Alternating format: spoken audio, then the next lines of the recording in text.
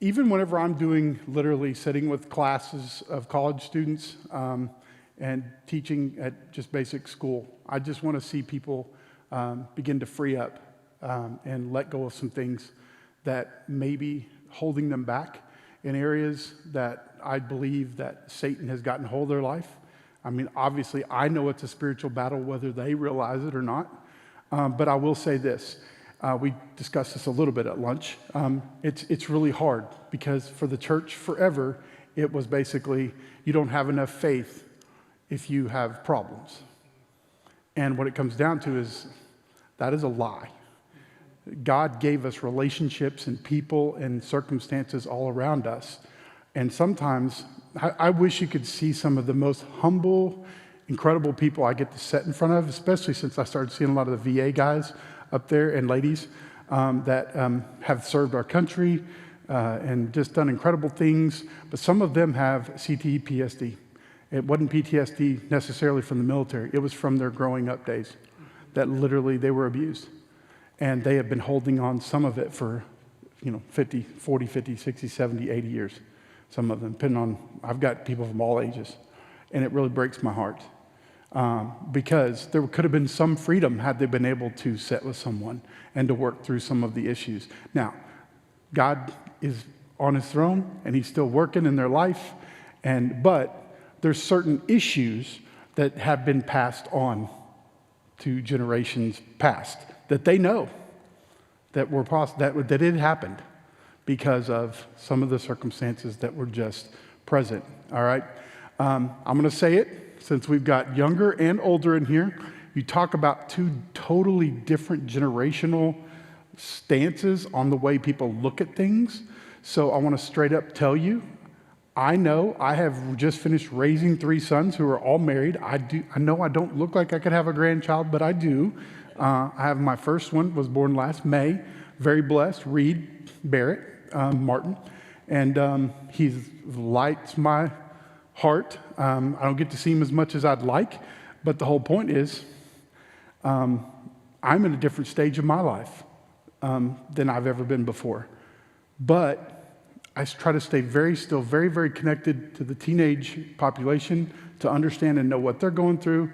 But because obviously I see so variety of different ages. And so they may have 2 different looks at it because of the lens, but the issues don't change. The problems, the solutions, many times they don't change. Some of them are just working to get outside themselves and try and to look at some different things. First of all, I'm going to tell you in here, everybody knows this, you're not perfect. The lenses which I see people tear themselves up the most are because they don't feel like they measure up. They don't feel like they measure up. And because they don't measure up, their anxiety level is up here. They literally live on heightened anxiety all day, every day, especially this generation we live in right now. And that is not of God. And whenever I said this morning, learning to love yourself because God made you.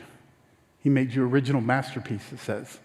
And that you need to understand it's okay that some of us lose hair a little earlier or something like that. That's okay. You judge yourself much different and see yourself much different. I have an illustration that I use with a lot of my clients where literally it's a picture of my office. They don't know it because the very first picture is a picture of my carpet, really, really close. And I say, when you come into my office, that's what you think I'm looking at. Right? Then I show them the next slide, which is my whole office. That's what I'm looking at. But they think I'm looking at their deepest inner soul. And I can see their flaws, and I can see their pain, and I can see their struggle. And that is why they walk around with anxiety level up here. Is what's not true is that everybody sees everything about you. They just don't. Now, some of you're really good at hiding things, and in and of itself, that's another issue. We got to be authentic, and we got to be real, okay? So when we get into this today, the reason I didn't do a PowerPoint slide for this one like I will the next one, is because this one I developed out of something that I use with OCD clients. I literally have a man that he will tell you his testimony. He lives out in Western Oklahoma. He was a music minister at a church. He's grown up in a family, funny thing, the family very similar to mine. Like he grew up singing in my music family. He traveled all over the United States, where we just traveled all over Western Oklahoma and Central Oklahoma. But he has serious OCD. He almost didn't leave his house for 3 years. He was a music minister of a church. The only time he would leave was when he'd leave to go out of the church, do his thing, and he said, I would literally be standing there on stage and think, what are they thinking about me? Why is she looking at me? Why is he looking at me? How are they judging me? And by the way, that is way more common than you realize.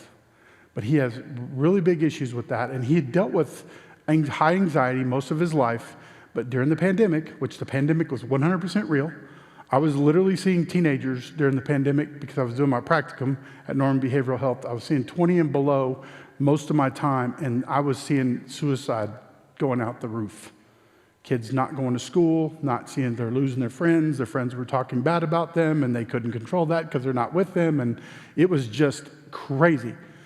But I can literally take even adults back, and I'll say, tell me when this started, and they'll go, 2020, and they'll give dates, and it's like, everybody remember the Thunder game? We started the pandemic, really. Did you notice that? The NBA, when the NBA shut down, our youth group was supposed to go to the Thunder game the next week. We had tickets. Guess what? It took me a year to get the money back to the kids because I didn't see most of those kids for the next year. Isn't that insane? That's how it changed. We went from a youth group of 120, 130 every Wednesday night to, little. Little. Why? People got scared. Why? Because that was what was being pumped to all of us every day. Now, is it real? The pandemic, it was real, 100%. But some people still haven't come out of that. They really haven't. They developed what we call a norm. Hear that word, a new norm, a new normal. I can go back just like I can with that gentleman many gentlemen who have struggled with, some of them heavy abuse, and I say, what was your norm growing up? And I look at their family history, and we start going through their family history, and what we find is heavy, even if it wasn't massive physical abuse, incredible verbal abuse. Just because that was just the way they grew up. And we tend to parent as we were parented, okay? Or we go the polar opposite, and we become their friend, which is a bigger problem, all right? So you got hard side love, total soft side love, with nothing in between, all right? So you got all this damage and struggle that is 100% real. So today, as we look through this, I want everybody to do this. This is not from Star Trek, live long and prosper, all right? Everybody good? How many of you can do this? Can you hold your hand up and do this? No, your thumb goes back here. It's nothing. It doesn't count. This is 100% Christian. I'm going to tell you why. If you know the truth, what does it do? It sets you free. Jesus Christ is truth. Whether I sit with one that's a person who's Christian or not, I teach them this. By the way, they don't know that I say Jesus Christ is truth. I just say truth. Okay? Then I use scripture over and over to back it up. But what is it? This is truth. If this is truth, this is not true. Okay? This, the other big one, is control. It's control. So if this is control, this is not control. No control. You don't have control. All right? The gentleman who had OCD, that, by the way, was not leaving his house, his wife sat with us in every session. I've only seen him live one time because he lives out in Western Oklahoma, and I did it through the BGCO. Pastor, I see staff members and their kids through the BGCO program that they provide free counseling for their group, and then we do it at a reduced cost for our pastors and stuff. I have that contract with them or to do that. This gentleman literally took this principle right here, which I'll talk about, and the gentleman who couldn't get out of his house, his wife, after about 3-4 months, turned the camera one day whenever it was never on her. I knew she was there because I could see her like out the side, and she said, just tears streaming down her face. Because in the beginning I would say, what's your win today? What's your win this week? I went to Walmart. I went to the grocery store.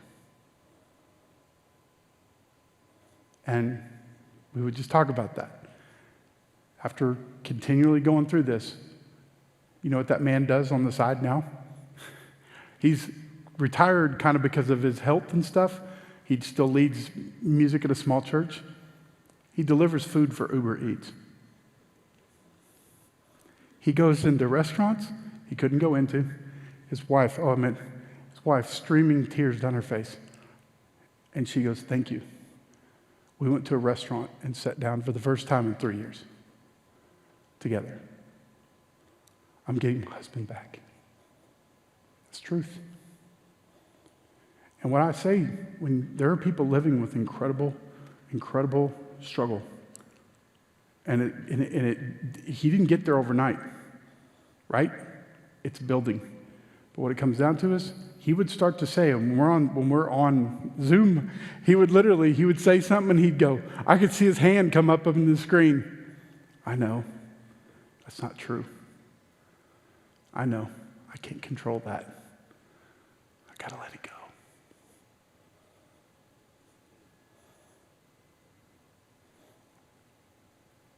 He wants, by the way, if I asked him to be here today, he would, even though they don't have any money, he would have driven from Western Oklahoma and he'd have been here. Why do I say that? Because he wants to see people get free. And plenty of stories like that. But what I want you to understand is, everybody's hand, this is truth. What is truth? It's Jesus Christ. It's God's word. It's what God says about you. It's not who you think you are. The lies that teenagers tell themselves, especially teenage girls, sometimes teenage boys, that I need this to be happy. I need this to be happy. This is not true. And I can even sit there with them. And I can say, is that true? No, that's not true. Everybody hears, if it's reality, to them, it's true, right? Now, even they can recognize, I shouldn't think this way. Once we do some Socratic questioning, right? Just normal questions, which is just, well, let's look at that for what it is, right? That's sometimes when I'll use scripture, but what it comes down to is, what are we looking for? For them to be able to find out right away that they know right up front, that's just not true. Everybody in here is old enough that I could do that pretty quickly. Now, why do I say that to you? This is not really written on the paper, so if you need to write down 2 words on that paper, write down truth and control. Truth and control. We're going to get to that paper in a minute. Truth and control. That's it. Those 2 words, truth and control. This you can remember. If you can't, you just never watch Star Trek, all right? This you can remember. Always remember, your biggest one, your biggest finger here is always what? Truth. Biggest finger is always truth. Your next biggest finger, over next to it, is control. Because this is therapy. What is true about them... Could you try again? Yeah. Anybody else have that problem? I did it. That happens to me in therapy all the time. So, stop trying to go to YouTube all of a sudden. So, what is this? Truth is what is real truth. This is control. What can they really control? The problem is, guess who comes to see me? It's these 2 right here.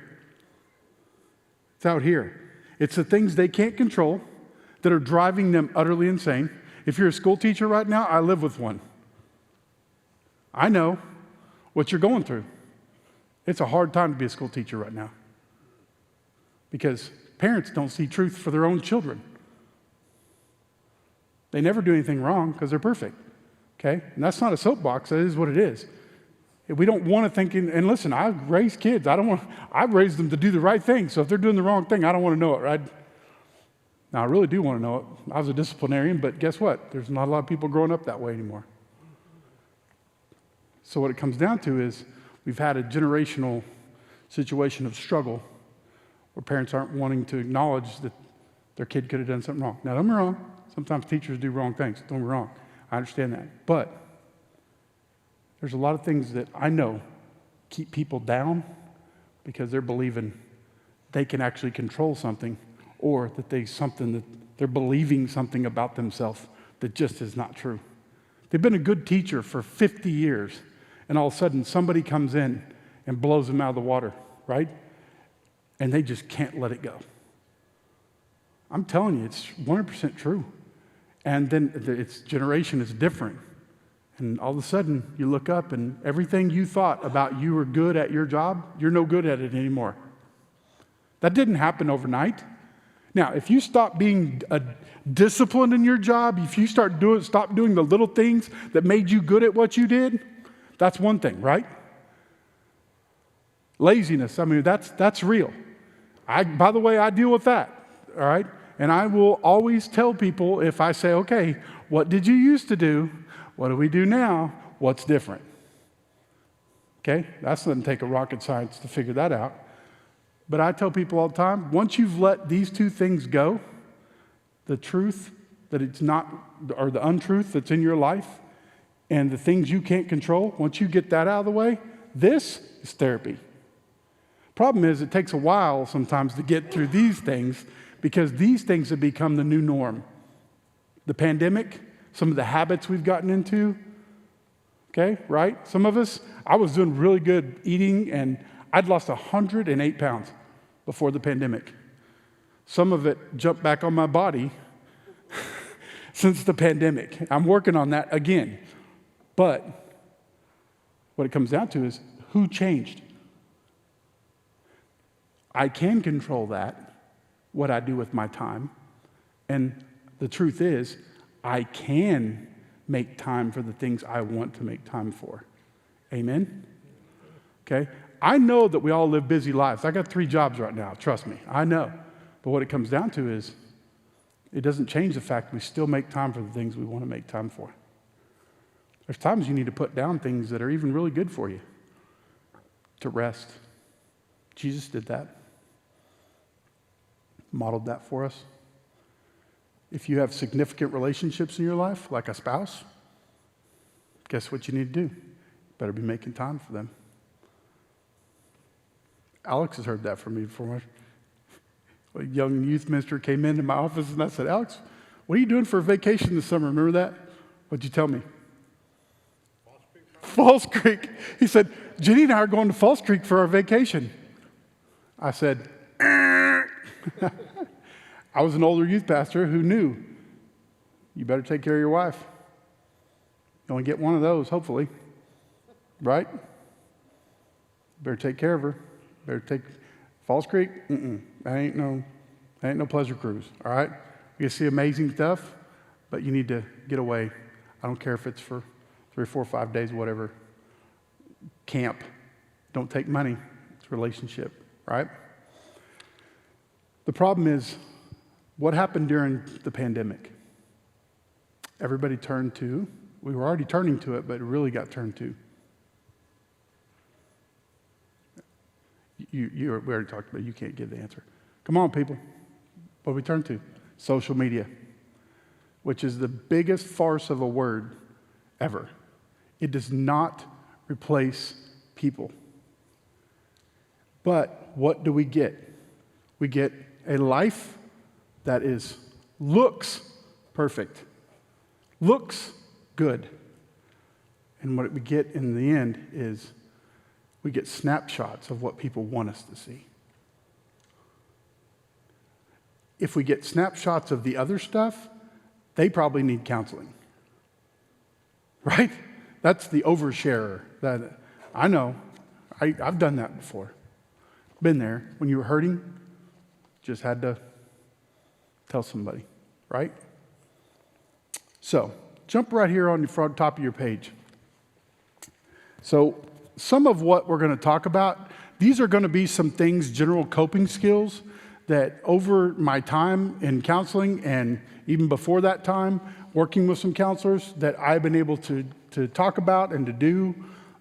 Some of these things you might have heard before, but maybe whenever we get into, how many of you have heard, well, if you're starting to have like a high anxiety, make sure you do what?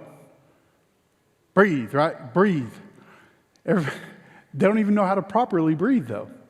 It's easy to say, but it's harder to do. And guess what? The problem is if you don't, we'll talk about this, but you don't do it properly, it won't work. Because you don't just walk in and lift a refrigerator. You have to prepare your mind to go lift and your body to go lift that refrigerator. All right? So we'll talk about that. So real quickly, what is the emotional parachute? Does anybody know? It helps you deal with anxiety. It got to get a little definition or a little bit around there. But what is it? It's the natural things that you have in your body that God has placed there. And this is what I'm telling you, the more you do my job and the more you study the body and you study about how God links the mind and the body, it is incredible the amount of neurons and just enkephalins, endorphins, and all these things that are all in our body and how messages are sent and all of that throughout the body. But what it comes down to is it is all interconnected. God made you so incredibly beautiful and complex that you can handle some of the stress and struggles you think you can't. But because of the things you put yourself around sometimes, it makes it difficult. First, we talk about the counterbalancing force to combat stress and anxiety. It's called the parasympathetic response. There are different levels of that. There's 3 different ones.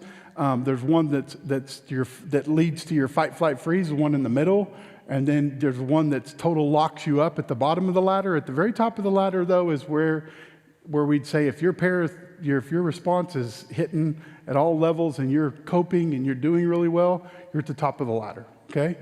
So you're doing really, really well. The reactions down below are what we hit whenever we begin before we shut down, okay? These are the 3 natural responses that are in the middle of our ladder, all right? The fight, flight, and freeze. Some of you are really good at one of those. That is the way you've learned to cope. Some of you in here are very vocal. You're a yeller. You're a fighter. You don't take it any other way but to think, we got to squash that, all right?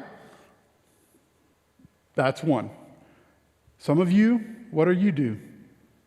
You're a flighter, right? You take off. First sign of stress, I'm in it, I'm not in it, right? I'm out.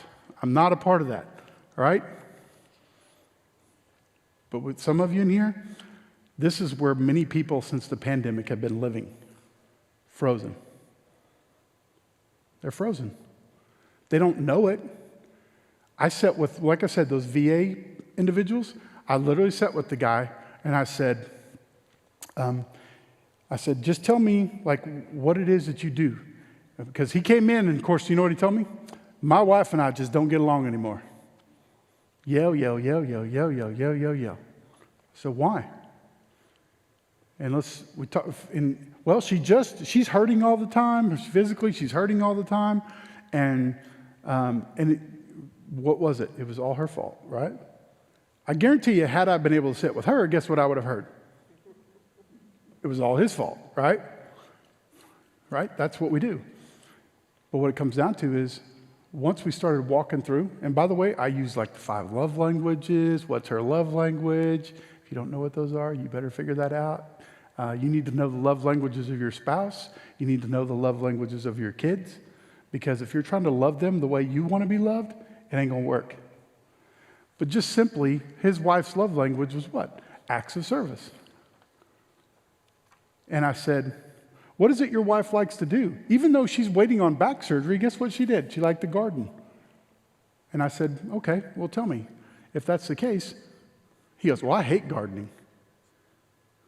Okay.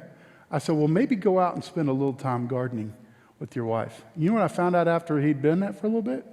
First of all, his wife, all of a sudden, who's waiting on back surgery, hadn't left the house to go eat with him in, he said, probably a year, picked the restaurant that she wanted him to take her to in Norman 2 weeks later because he went out, and you know what he told me at my next session? You know what we planted last week? You know what we planted last week? He was blueberries. I love blueberries. And he's bragging about the gardening that he hates to do. I said, could it be that you didn't hate gardening, you hated being out there with the gardener? Because you weren't meeting her love language, and she was furious you weren't meeting her love language. You weren't making time because he had his own projects. And you know what he told me? You know, some of those projects I thought was real important, they really weren't that important. I got my wife back. That's 3 sessions, ladies and gentlemen. That ain't rocket science.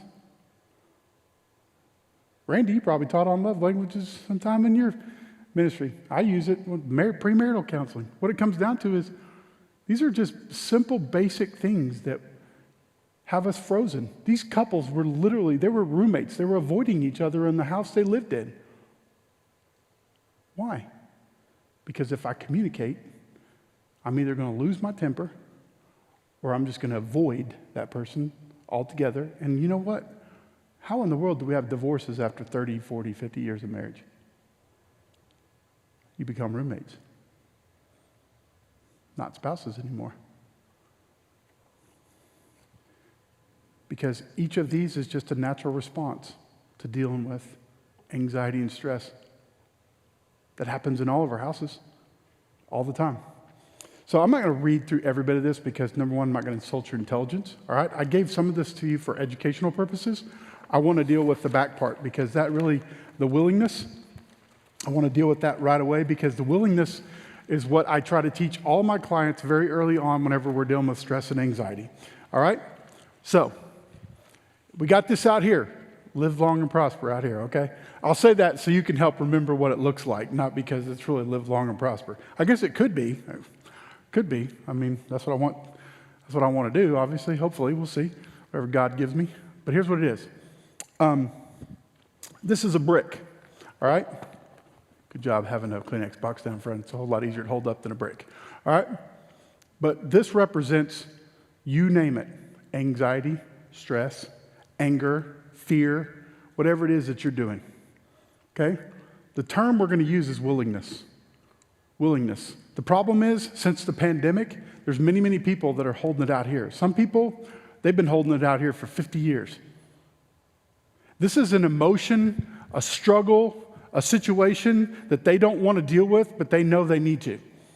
This is whenever my grandpa, we had to take the keys away from my grandpa because he drove into my neighbor's yard as he was backing up to leave. All right? That's a hard conversation, ladies and gentlemen. To the grandpa we love and adore, but he's going to hurt somebody. Okay? I got to be doing what? Willing to bring it in and weigh it for what it is. Okay? This is a brick. Here's the problem. You know what happens? Every time we don't have that call, this is heavy. What happens? It just keeps coming. Just keeps coming. Just keeps coming. I can't hold it up. By the way, this Kleenex box, it ain't very heavy, but if I'm a strong guy. But right now, my arm's already getting tired holding the Kleenex box out here. And it's just going to keep coming. So what is it that this looks like for you? What is it that's in your life that you're holding out here hoping that you don't have to deal with? But you know it's causing you stress, anxiety, struggle. Now, some of you go, well, I'm fine. Okay. Who do you know that's struggling with something? Because they need the answers to this question. So when it keeps coming, here's what you need to do. If you're truly going to be willingness means this. It's pretty easy. I'm willing to deal with my issue. I'm willing to deal with my struggle. I'm going to bring it in, and I'm going to weigh it. Okay, that's the term I use. I weigh it for what it means, what it is. What? Is it true? What's the truth? What's the truth about your situation? Okay? What can you control? Because if it's not true, let it go. If you can't control it, let it go. How many of you in here would honestly tell me there's something in your life that you've been holding on to because you don't really want to deal with it, because you know if you deal with it, it might cause you or have somebody else to have to change? I'll raise my hand because it happens almost every day to me. I have to say hard things to clients sometimes that I'm afraid if I say it, they may not come back.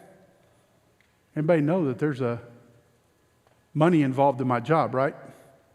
But what I say is, God's the one who brings them back in the door, not me. But there's times I have to ask hard questions. Could it be that you're believing something that is just not true?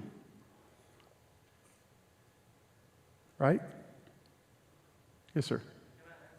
Absolutely.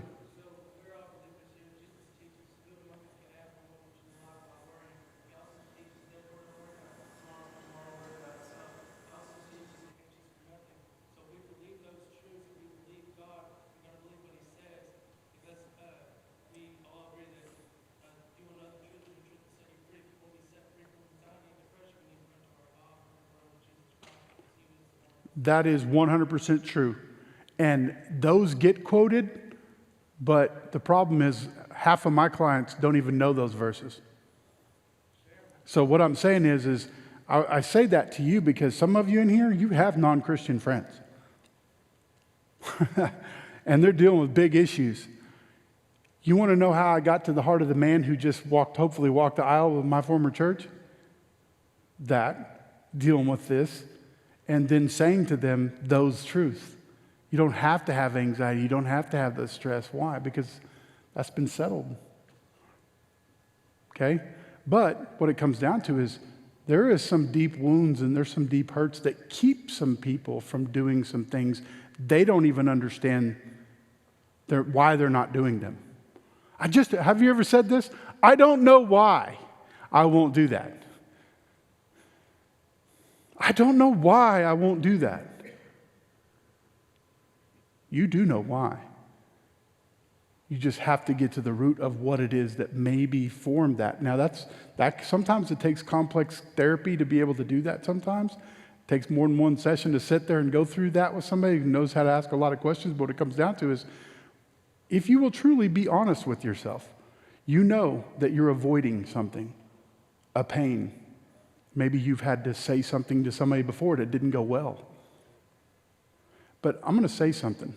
When you learn to say stuff in love to people and it's not condemning, you want to learn, by the way, one of the best things? Sandwich method. Everybody in here knows the sandwich method? Please tell me you do. Positive, the meat, which is hard, and positive. Randy, you're my brother in Christ. I love you. And man, we have walked through the world together. I watched you do this, and man, it just broke my heart because I know that's not who you are in character because I've seen you change lives. I've seen you're a world changer. You give people life. Did you notice I said a hard truth in there? But it's a whole lot easier to hear that, isn't it? Versus you. Remember, never make it personal. Always make it about behavior. Because isn't that what sin is? It's 100% behavior. Parents, you want to be a good parent? Quit making it personal. There's a reason why comedians make up jokes that they have another name, and I won't tell you what those names are because usually they're not very nice, that their parents called them, because they made it personal. Never say, you did this. Say, because you went through this and you did this, that's why I'm upset or I'm sad. It's the behavior that causes the struggle. It's not you. You have potential. You give hope. You bring light. But do you see why kids are they've heard, and we grew up I'm listening, in my house, I had good parents, but I heard that. Why? Because that was a natural habit for us as parents to use that. Make it about behavior. Don't make it personal. It's hard because when they hurt you, right? What do we want to do? Make it personal really quickly, okay? That was a freebie, all right? For you grandparents, parents that are dealing with people, that's just natural relationships. It's always about behavior. Most of you would say people are good. It's their behavior that's not good. God didn't make people to be the way that we sometimes choose to be. It's the behavior. You can change the behavior, okay? So we go through willingness. Willingness to bring it in, willingness to talk about it, to let it go, to get through it, okay? So I'm going to use the gentleman. By the way, he gave me total permission. He would sit and do a video for me if I wanted him to I would just say, tell me, what is it that is true? Truth is, he would literally sit there and say, I know that person's looking at me and they're judging me. And I said, really? I said, could it be that you were also on stage and they were just looking at you because you were on stage? Yeah. Could it be they're sitting there and thinking, man, that song you just sang, bless my heart. Thank you so much. I wanted to come and tell you, but they were too shy to come and tell you. Yeah, I guess that could have been it. Because he would always tell me what? This horror story. That he'd made up in his head. And what it came down to is 90% of the time, it's nothing like that. When they find out the truth, right? My wife interviews for a job, and if she don't get called the next day, what happened? Must not have gone well. Am I right? Must not have gone well. They'd have called me right away because, or they have to go up the chain of command because also you already know they've interviewed at least 6 people for the position. And things don't just happen like that. But what does we do if we sit there and we focus on what? What we can't control. See, a lot of people would have said right then, they would have said, what's not true. We don't know what's true, so really, there is no truth yet. But what did we say? Focus on what you can control. There's times you don't know what truth is yet. We don't know how something's going to play out.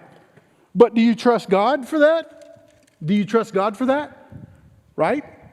If you trust God for the results, if He shuts a door on a job, maybe God didn't want you to have that job. Maybe there's a protection. How many of you have ever done that? You applied for a position, you didn't get the position, it killed you, but a year later you were like, praise God, I did not get that job. Right? But we don't remember those moments. What do we remember?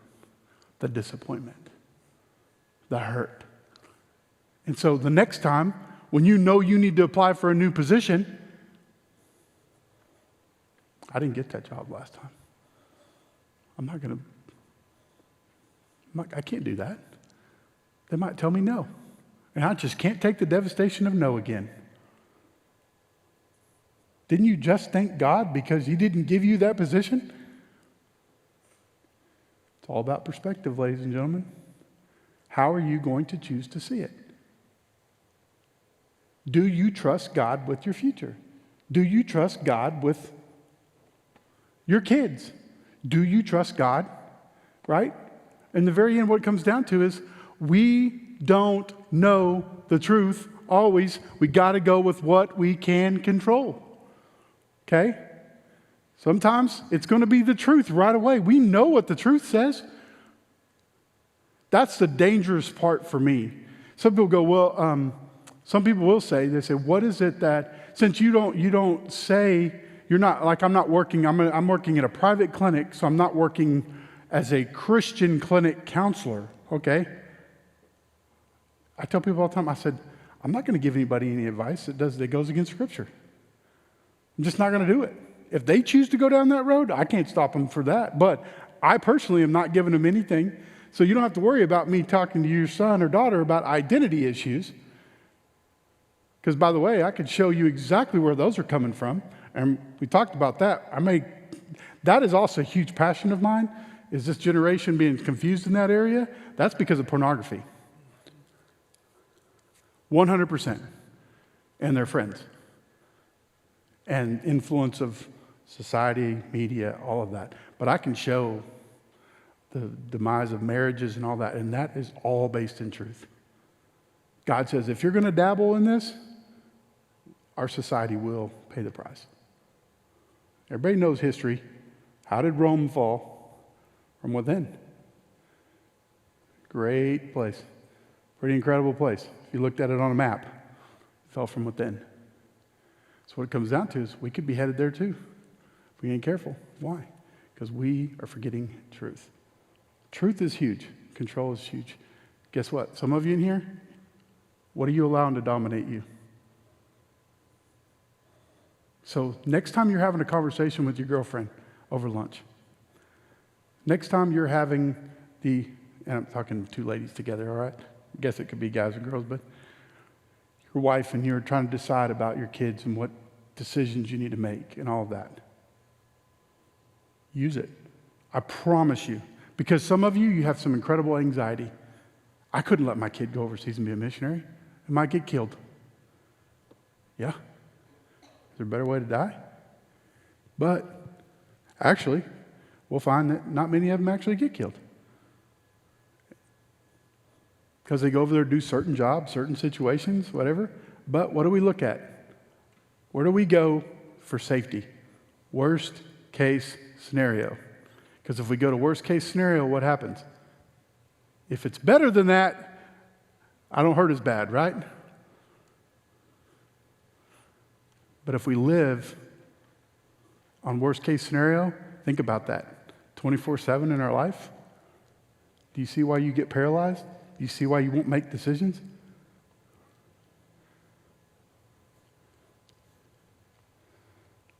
Any questions about any of that? By the way, I want to allow some time for questioning on any of this because it's super important. The reason I gave you all those papers, it's not because I planned on reading all that to you, because I'm not going to insult your intelligence. 99% of you in here, I'm sure, can read. All right? And if there's any question in there, it's like some of it, for instance, the breathing. All right? I'm going to give it to you. All right? I literally freak my clients out. I love to do it. I think it's so funny because I have a sense of humor. Is I literally will sit there and I will say, okay, I'm going to show you a skill. You ready?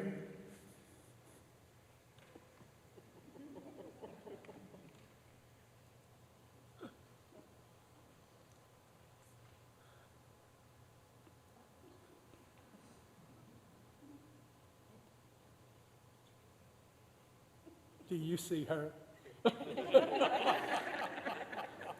That was one breath. That was one breath. I'm telling you, the funny stuff that they say whenever I start doing that, it's so funny. Because most of mine have a pretty good sense of humor. If they're going to be with me, they're going to have to, all right? What it comes down to is, what did they do? It's one breath that should take 8 to 12 seconds in, and then when you get it all the way in, you hold it, and then you let it back out. And you learn to do that in a way that no one around you knows you're even doing it. You have a tough spouse that you're trying to keep from saying words back that you know are not going to be edifying in those moments? Do you have something at school that's so stressful? But here's what I'm going to tell you. Whenever I told you you got to be ready because you can't just go and lift the refrigerator, what you do is, there's a reason, by the way, whether or not you like the Middle Eastern look of it, yoga and things like that, you know why those actually work to help with your stress is because you're breathing, which is a God natural thing. But what it comes down to is, in those moments, whenever you know you've got a stressful thing coming up, all right? Let's say you know you've got something stressful coming up, or one thing that stresses you every day. Like, you know, I have a client, okay, the client I was talking about. He was told he had high blood pressure. He said, I've always had really low blood pressure. Well, guess what happened? They went in one day and they gave him a shot, and then they took his blood pressure. Well, what happened? The nurse, I don't know what she was thinking, but she should have taken that first, but because she did, it gave him high blood pressure. But guess what? The next 5 times he went into the doctor's office because he walked in there and got high blood pressure. He never got it high at home, but he got it high in the doctor's office. The place became his stress. They're going to find out I have high blood pressure. No, you don't have high blood pressure. So we worked on that breathing. And I said, picture yourself in that office and just breathe 8 to 10 times, just like that. The most stressful thing you can think of. And what you're doing is you're preparing to lift that refrigerator. So your body literally sits there and goes, and it takes a little bit, but it tells you that's okay. Anybody in here watch that show, Bull? Somebody? Okay. I hated that it went off. I liked him whenever he's on NCIS. I missed him whenever he's on there. But the whole point is, if you remember in there was a scene where his child was kidnapped.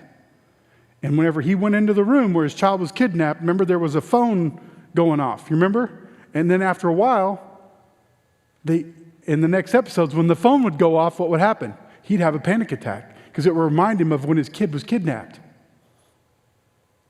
Association. That's 100% real. At the end of one of those episodes, they gave you a good mental health tip. What was he doing? He had to go and literally sit in his child's room, letting the phone ring. This is after his child was found and everything, but he had a PTSD moment. Something bad really, really happened in this one place, right? So he went and he sat there and he just breathed. And he said, I am safe. This is a good place. My daughter can stay in this room. And what did he do? He changed the neural pathways with which we're going to all these bad places. Okay? I have a client literally had not been back in his house from abuse. He left when he was 16 years old. He went back 27 years later. And nothing happened when he was there, but when he came home, he ended up having to go in treatment because of his anxiety. He was waking up and having panic attacks in the middle of the night, struggles. Incredible. Your brain remembers things. And he went in there, and we've been doing some work since, and what it comes down to is he's doing much better. It comes down to you have trauma associated with certain things that you need to be able to tell yourself now are okay. Those places, it's not the place, it's not the situation. It may not even be the person. That's, by the way, car wrecks, another PTSD moment. But everybody thinks PTSD, by the way, is two soldiers and all that. And no, in fact, complex PTSD can be your childhood that was just an abusive situation over and over and over and over and over and over again. That's what he was dealing with. It was a trigger when he went back in that house of all the physical and verbal abuse he got from two parents that were older and had changed. But he had not been back to that house in 27 years. But it triggered all of that.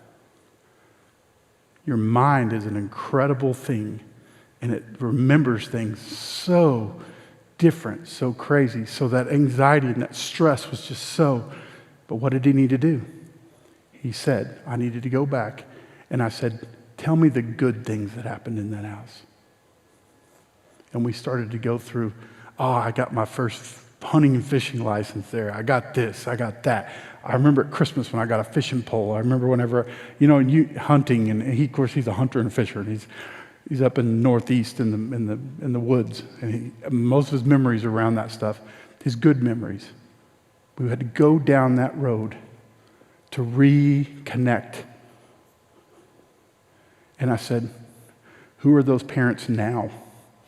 Some of you don't want anything to do with your parents, but they're not the same people they were when they raised you. That breaks my heart that you can't forgive them and move past. Some of you, well, they don't deserve my forgiveness. You hadn't met them. No, I haven't. But I also know that you living with hurt, anger, and pain, a lot of anger, will affect you. Unforgiveness will affect you. Am I right, Mr. Randy? That's a lot of people. We sit with people. I'm just an angry person. I don't know why I'm angry.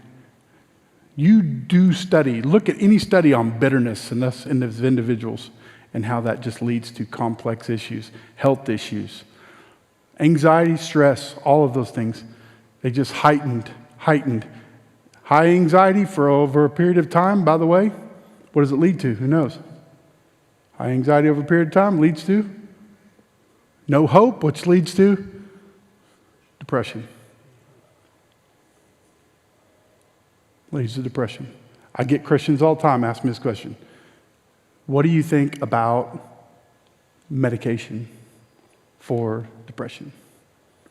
I will tell you, I'm not you.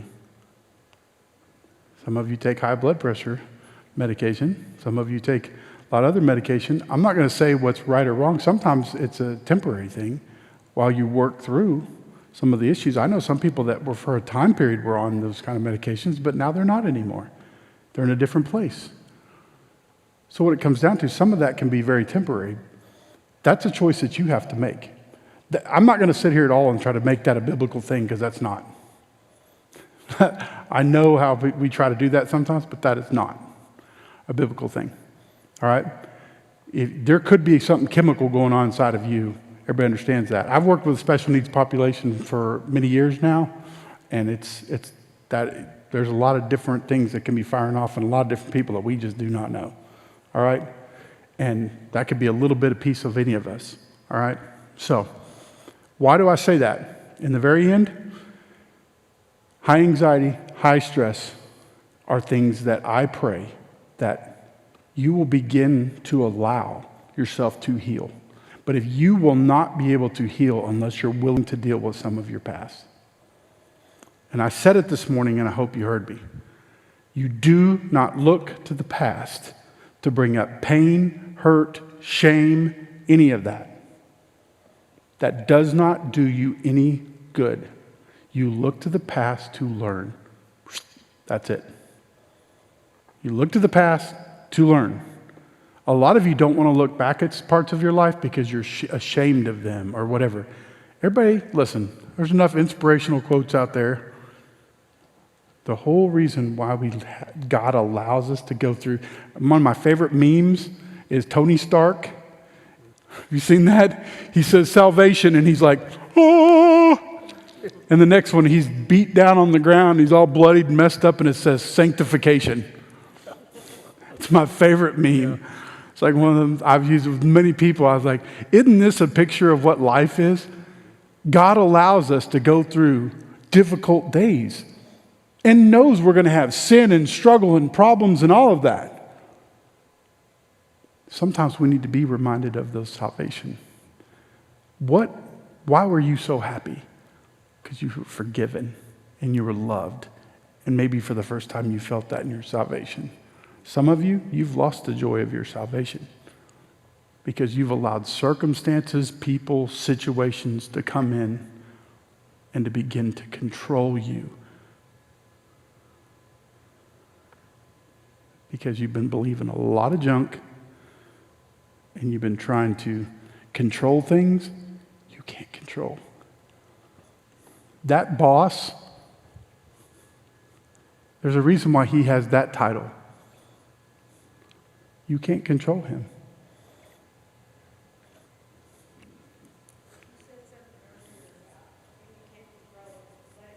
Yeah. Okay. So what do you mean? Okay.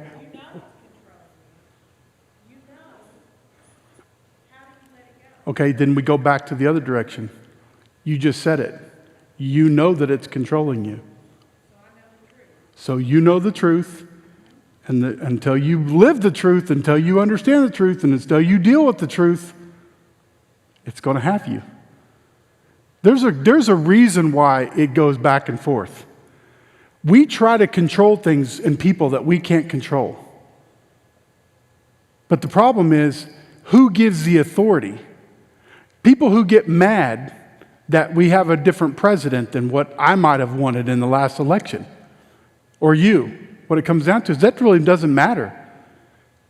Who put him there? Who allowed him to be there? God. Right? God allowed him to be there. Because if God didn't want him there, he didn't have to let him be there.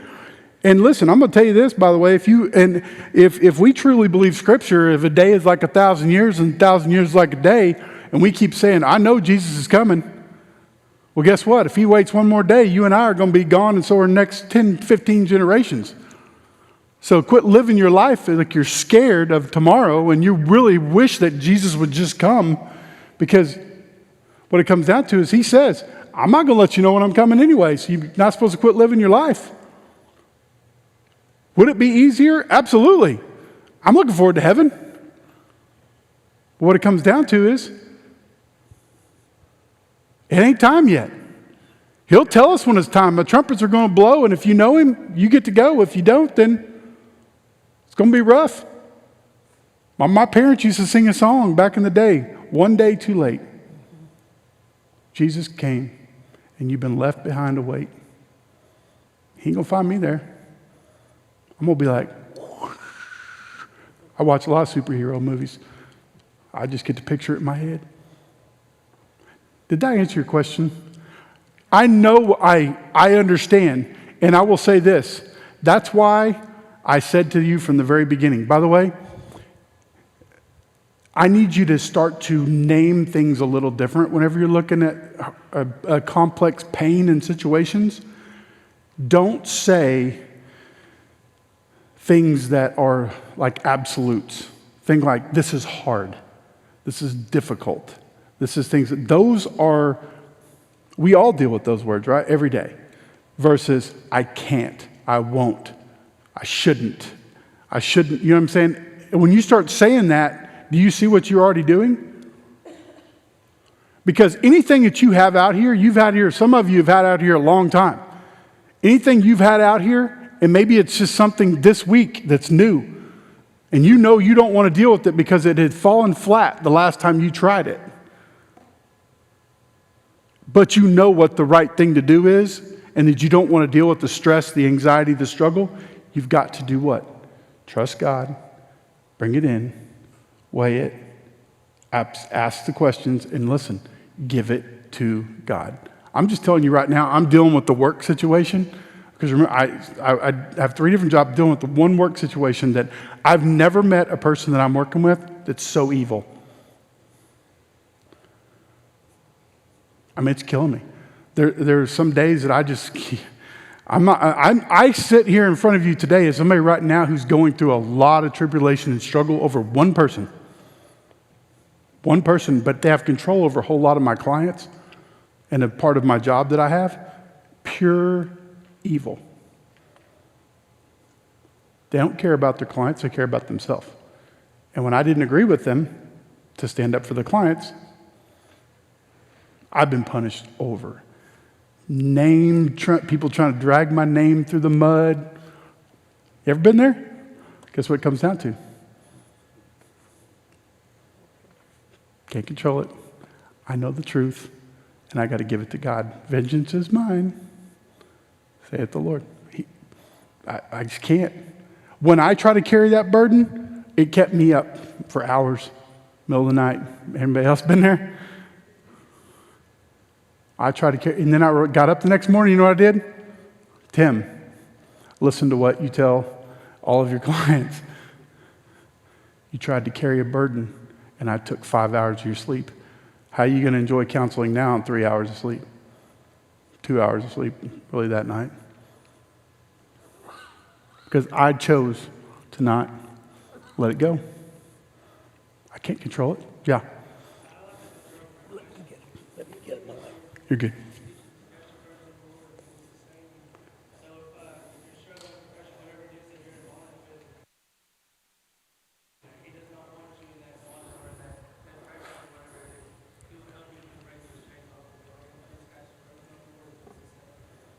Yeah, absolutely. I could barely hear you, but I think, yeah, no, you're good. You're good. No. No, you're good. Yeah, it's good. Hello? So I want us to take, some of you are like me. I mean, I don't actually have to go to the bathroom right now, but some of you are like me. So if you need a 5. Oh, yeah, absolutely. Sorry about that. Sorry, I was going to answer her question. So Jesus Christ teaches, cast your burdens on the Lord and he will sustain you. So whatever it is that you're going through, if it's bondage, if it's depression or something that you're just struggling with to let go in your life, if it was a trial, whatever. But I do know one thing, that he is sharing with us that we can't control it, but God can control the timing of our trials and the timing of the storm that we're going through. So win and wave, just obey Jesus Christ and he'll bring you through it, and he will sustain you. Yeah. I think the biggest thing I keep finding is God does allow me to go through so many things. And I literally walk in and God puts somebody in my life that is going through something so similar. And I'm like, man, I can tell you it's not easy. It's not, but when I deal with it properly and I put it in its proper place, I'm a different person, right? And I focus on the things that I can control, right? Which is the clients I get to sit with, the people I get to sit with, my wife, my kids, my beautiful grandchild, and you name it, I can choose to focus on what, by the way, Marriage Counseling 101, come in, they sit down, and what do? They focus on the 15 to 20% that really stinks in a marriage, okay? Because guess what? When we see those, it's polarizing. 80% of our marriage, which is really good, that's never brought up. All right? Do we need to change sometimes? Absolutely. I just told you about a gentleman who just started meeting one love language of his wife and changed overnight. I think he just came in to brag, actually, is what I told him, because he was doing so good and changed so quickly. I mean, but what it comes down to is he said, I hate something. He didn't hate it. He used to do it with her, right? But he had to put his pride down, put himself around her. Yeah. Do you have like a certain breathing tool or technique that you... The biggest thing I'll tell you on the breathing part is it talks in there about the vagal nerve or vagus nerve, depends on who's saying it. What it comes down to is it runs through for all the way from your brain, through your nose, down, all the way through to your pelvis. Okay, let me tell you something. Like, we're literally just doing you can actually rub back here. It talks in there about yawning. You can sometimes, some of you need to shower, like whenever you're feeling like really overwhelmed. Showering sometimes can kind of calm that. You need to do some things to reset your vagus nerve, because what happens is it gets so tight. And that's one of the things on the ladder that will take you to the middle, that'll take you to one of those fight, flight, freeze, or to shutdown mode. All right? So it's like, it literally is like a muscle. And that's when I said about lifting the refrigerator. That is, there's tons of really good, I know YouTube, you can be a little nervous about it, but you can actually look up the vagus nerve, the vagal nerve, whatever, as far as what people call it. You'll see people call it both. They'll talk about some of those exercises. That gentleman I told you with the OCD, he was like, I thought that was like voodoo whenever you told me about it. And he said, I looked it up and it was actually really good. And I started doing that and recognizing that. And so there's plenty of great videos out there about that. The biggest thing is a lot of people think about breathing. They breathe way too heavy because it's not natural, right?